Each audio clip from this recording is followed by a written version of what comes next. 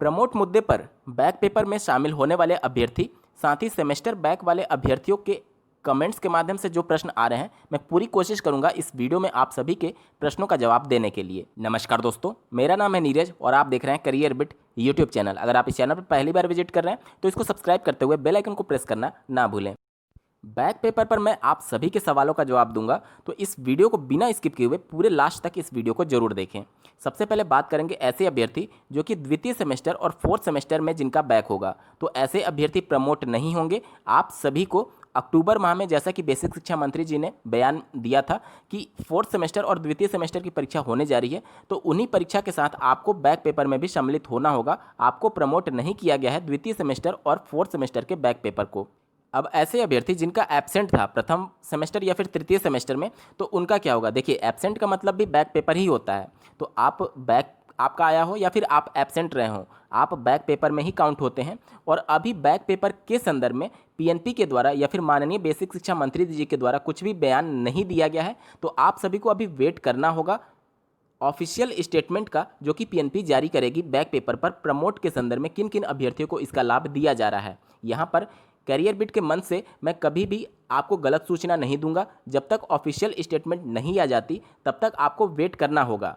और इस मुद्दे को लेकर के जिस प्रकार से करियर बिट स्टार्टिंग से डीएलएड को प्रमोट कराने के साथ आप सभी के साथ खड़ा था, बैक पेपर वाले अभ्यर्थियों को भी प्रमोट कराने के लिए इस टीम के द्वारा उतना ही मेहनत किया जा रहा है।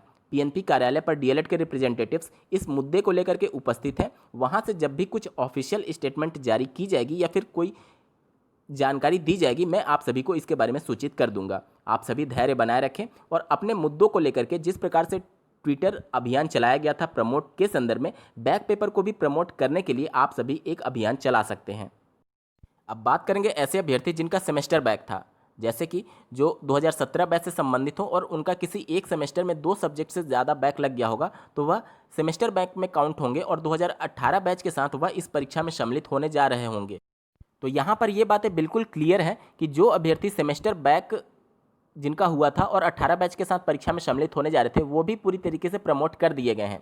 क्योंकि अब आपका संबंध 2017 बैच से नहीं था, आप 2018 बैच के साथ ही काउंट हो रहे थे और आप भी फ्रेश परीक्षा में सम्मिलित होने जा रहे थे। तो आप सभी जो सेमेस्टर बैक वाले अभ्यर्थी थे वह पूरी तरीके से प्रमोट किए जाएंगे और आप भी अब फोर्थ सेमेस्टर की परीक्षा में सम्मिलित होने जा रहे हैं। एक मुद्दा आप लोग का ये भी आता है कि डीएलएड 2017 बैच के फोर्थ सेमेस्टर स्क्रूटनी रिजल्ट की घोषणा कब की जाएगी। तो पीएनपी के द्वारा इसके संदर्भ में कुछ भी ऑफिशियली अभी नहीं बोला गया है कि कब तक रिजल्ट की घोषणा की जाएगी। यहाँ पर मैं विशेष रूप से टिप्पणी करना चाहूँगा कि स्क्रूटनी के रिजल्ट में बहुत ही कम प्रतिशत अभ्यर्थी सफल किए जाते हैं। तो आप सभी अपने उस संबंधित बैक पेपर का पेपर भी तैयार करते रहें, ताकि जिस प्रकार से माननीय बेसिक शिक्षा मंत्री जी ने अक्टूबर माह में परीक्षा संपन्न कराने के लिए बोला है, तो हो सकता है कि आप अगर स्क्रूटनी के रिजल्ट की घोषणा नहीं हो पाई या फिर आप उसमें सफल नहीं हो पाते हैं, तो आप पैरेलली तैयारी करते रहेंगे, तो आने वाली परीक्षा में आप सफल होकर के जो नई शिक्षक भर्ती आएगी उसमें शामिल हो पाएंगे। तो केवल आप स्क्रूटनी के भरोसे ना बैठें, आप उस संबंधित पेपर के लिए बैक पेपर का भी तैयारी करते रहें, ताकि आने वाली शिक्षक भर्ती में आप शामिल हो पाएं और इस एक बैक पेपर की वजह से आप कहीं बाहर ना हो जाएं।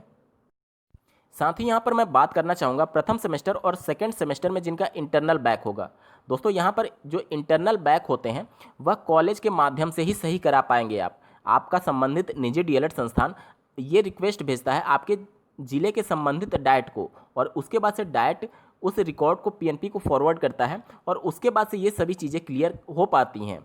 क्योंकि आप देखेंगे कि इंटरनल जो बैक होता है उसका कोई भी एग्जाम कंडक्ट नहीं होता है। आपका अगर जो लिखित परीक्षा पीएनपी के द्वारा आयोजित की जाती है उसमें किसी सब्जेक्ट में बैक लगा होगा, तो आप उस संबंधित अगले सेमेस्टर जो अगला बैच होगा उसके साथ बैक पेपर में सम्मिलित होकर के उसको क्लियर कर सकते हैं। लेकिन अगर आपका इंटरनल बैक होगा तो उसके लिए कोई भी लिखित परीक्षा आयोजित नहीं की जाती है, वह सिर्फ आपके कॉलेज के माध्यम से डाइट और पीएनपी के सपोर्ट के माध्यम से ही वो क्लियर किया जा सकता है। तो इस सब के लिए आप अपने कॉलेज के संपर्क में रहें, डाइट के संपर्क में रहें और उनके द्वारा जो इंस्ट्रक्शंस दिए जाते हैं उनको फॉलो करते रहें।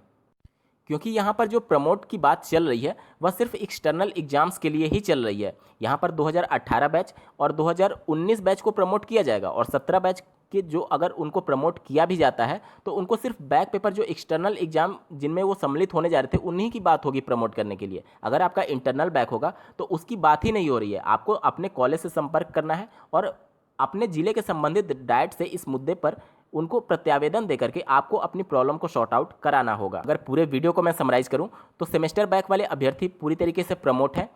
एक या फिर दो सब्जेक्ट में जिनका बैक होगा 2017 बैच या फिर 2018 बैच के प्रथम सेमेस्टर में, तो उनको अभी ऑफिशियल स्टेटमेंट का वेट करना होगा कि उनके लिए क्या कुछ बातें कही जा रही हैं। लेकिन डीएलएड के रिप्रेजेंटेटिव्स द्वारा आपके मुद्दों को पहुंचा दिया गया और आज भी पीएनपी कार्यालय पर डीएलएड के रिप्रेजेंटेटिव्स उपस्थित हैं। उनके द्वारा जब भी कोई सूचना दी जाएगी मैं आप सभी को फिर से सूचित करूंगा।